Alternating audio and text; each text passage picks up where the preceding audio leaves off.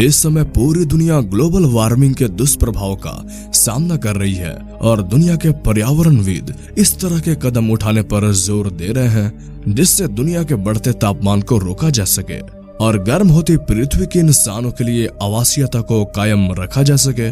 पृथ्वी के पर्यावरण के इतिहास में तापमान संबंधी कई तरह के उतार चढ़ाव वाले दौर आते रहे हैं। इनमें से एक का जिक्र लोगों को भी आकर्षित करता है, वह है हिमयुग यानी आइस एज।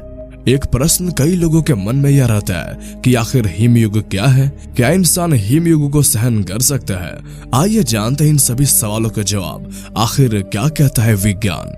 तो दोस्तों, आज की यह वीडियो बहुत इंटरेस्टिंग होने वाली है, तो लास्ट तक बने रहें और चैनल को सब्सक्राइब कर लें। तो चलिए वीडियो को शुरू करते हैं। सबसे पहले तो यह समझा जाए कि हिमयुग वास्तव में होता क्या है।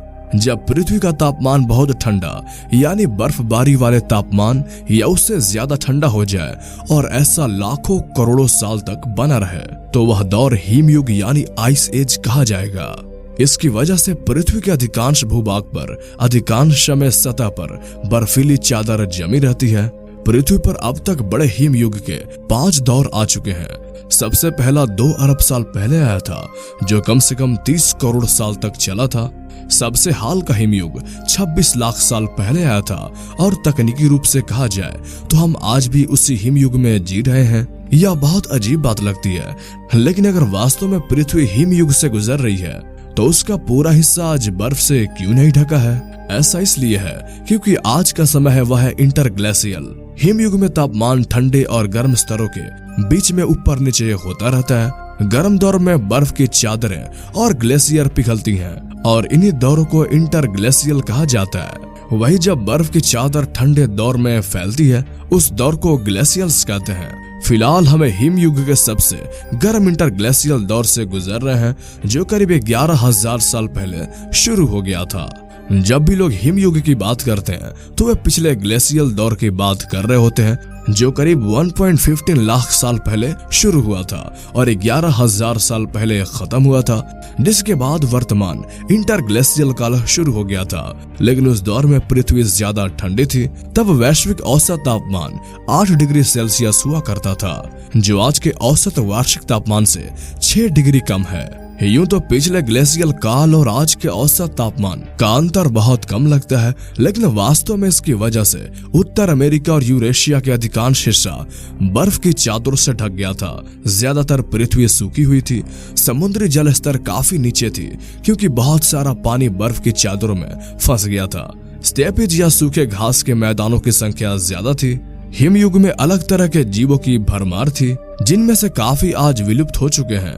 उस वक्त भूरे भालू, भेड़िए आदि के अलावा विलुप्त हो चुके मैमथ, आरी वाले दांतों जैसे बिल्लियां जैसे कई तरह के जानवर मौजूद थे। लेकिन इंसान हिमयुग में थे या नहीं, इसके बारे में भी लोगों में बहुत अलग अलग तरह की धारणाएं हैं। सच यह है कि हिमयुग में भी इंसान मौजूद थे। हमारी होमोसेपियंस प्रजाति तो 3 लाख साल पहले ही अस्तित्व में आ गए थे, जबकि कई लोगों को लगता है कि इंसान हिमयुग के ठंड को सहन नहीं कर सकेगा और उसके लिए अस्तित्व बचाना तक मुश्किल हो जाएगा। जबकि हिमयुग में इंसानों की जनसंख्या का कुछ हिस्सा ठंडे प्रदेशों में रहा करता था। उनके साथ निएंडरथॉल, होमोनिन्स और अन्य मानव संबंधी प्रजातियां भी मौजूद थी। लेकिन बाद में केवल इंसान ही हिमयुग के पार खुद को जीवित बचाने में सफल रहे। इसकी एक वजह यह बताई जाती है कि इंसान ने हिमयुग से बचने के प्रयास किए, न कि उससे लड़ने के। वही कुछ को लगता है कि इंसान में खुद को मौसम के अनुकूल ढालने की बेहतर क्षमता थी, बेहतर उपकरण और संचार क्षमताएं थी। यह भी माना जाता है कि इंसान लंबे समय तक उत्तरी अमेरिका में नहीं गए जब तक कि वहां के बर्फ की चादरें पिघल नहीं गई। लेकिन प्रमाण बताते हैं कि इंसान 23,000 साल पहले हिमयुग के ग्लेशियल काल के शीर्ष पर भी इन इलाकों में मौजूद था। साफ है कि इंसान हिमयुग में रह सकता है और अभी उसके इंटरग्लेशियल काल में तो रह ही रहा है। तो दोस्तों, आज के इस वीडियो में इतना ही। आपको वीडियो कैसी लगी हमें कमेंट में जरूर बताएं। वीडियो पसंद आई तो इसे लाइक कमेंट जरूर करें और वीडियो को ज्यादा से ज्यादा शेयर करें और हमारे चैनल को सब्सक्राइब कर लें।